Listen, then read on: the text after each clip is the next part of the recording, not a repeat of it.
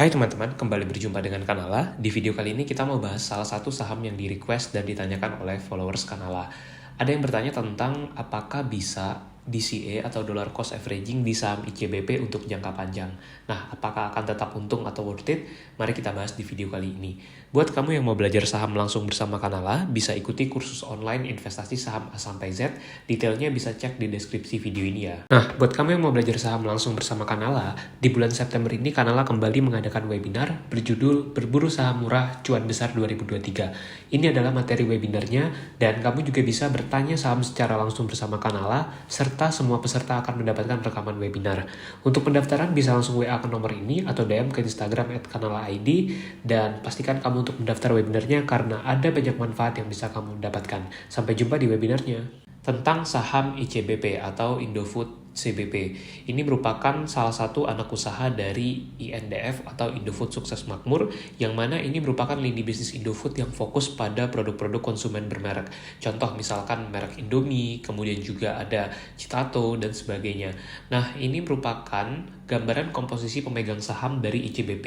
Kalau kita lihat 80,5% saham ICBP itu dipegang oleh Indofood dan sisanya baru oleh saham masyarakat.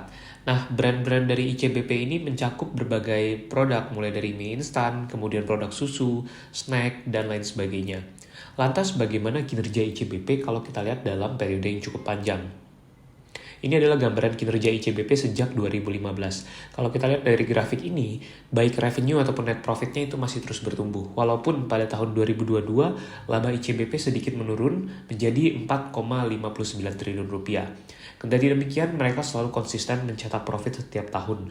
Nah, net profit margin dari ICBP itu ada di level sekitar 12%. Kalau kita lihat rata-rata 5 tahun ke belakang dan juga rata-rata dalam 12 bulan terakhir. Gross marginnya di level sekitar 35%, jadi ini bisnisnya masih menguntungkan. Kalau kita lihat dari return on equity juga cukup bagus, bahkan bisa di atas 20%, dan secara return on asset itu sekitar 8,3%. Ini adalah gambaran kinerja ICBP dalam periode yang cukup panjang. Kalau kita lihat kinerjanya, sebenarnya itu konsisten terus bertumbuh, tapi memang 2022 lalu sempat mengalami penurunan dari segi laba. Pertanyaannya, apakah ICBP bagus? Tentu dengan melihat kinerja terbaru mereka, kemudian juga kita melihat dari segi modal perusahaannya, ini tergolong sebagai perusahaan yang bagus. Pada periode Juni 2023, total equity dari ICBP itu mencapai 60,8 triliun, untuk liabilitasnya sekitar 59 triliun, dan sahamnya saat ini dihargai dengan valuasi PBV 3,2 kali. Jadi valuasinya memang tidak murah di situ ya. Nah, ini kinerjanya di semester 1 2023, ICBP sudah membukukan laba periode berjalan 6,45 triliun. Ini naik signifikan dibandingkan pada periode Juni 2022 lalu. Kenaikan ini diakibatkan oleh adanya kenaikan penjualan dan sekaligus turunnya beban pokok penjualan dari ICBP serta adanya juga keuntungan dari selisih kurs. Nah, ini spesifiknya kita bisa lihat laba periode berjalan yang diatribusikan ke pemilik entitas induk itu mencapai 5,7 triliun pada periode semester 1 2023. Jadi tren kinerjanya sedang pulih dan tumbuh sangat signifikan di sini. Nah, penghasilan keuangan yang berkontribusi besar pada kenaikan laba ICBP ada laba neto atas selisih nilai tukar mata uang dari aktivitas pendanaan. Nilainya cukup besar, bahkan mencapai 1,9 triliun. Jadi inilah penyebab kenapa laba ICBP melonjak drastis. Nah, kalau kita lihat dari segmen produknya, 2 dan 3 yang paling besar itu dari mie instan, produk susu, dan juga dari penyedap makanan. Kalau kita lihat kontribusi dari mie instan itu sangat besar ya, di situ sampai 6,6 triliun lebih untuk labanya.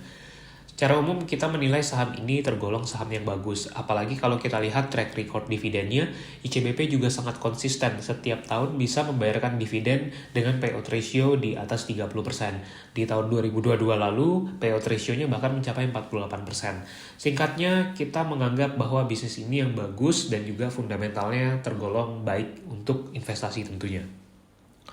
Nah, pertanyaannya, apakah saham ICBP ini cocok untuk DCA atau dollar cost averaging? Dan DCA ini artinya seorang investor akan membeli secara rutin dengan jumlah yang sama atau tetap, misalkan setiap bulan gitu untuk nabung sahamnya. Kalau kita lihat valuasi price earning ratio ICBP saat ini sekitar 15 kali.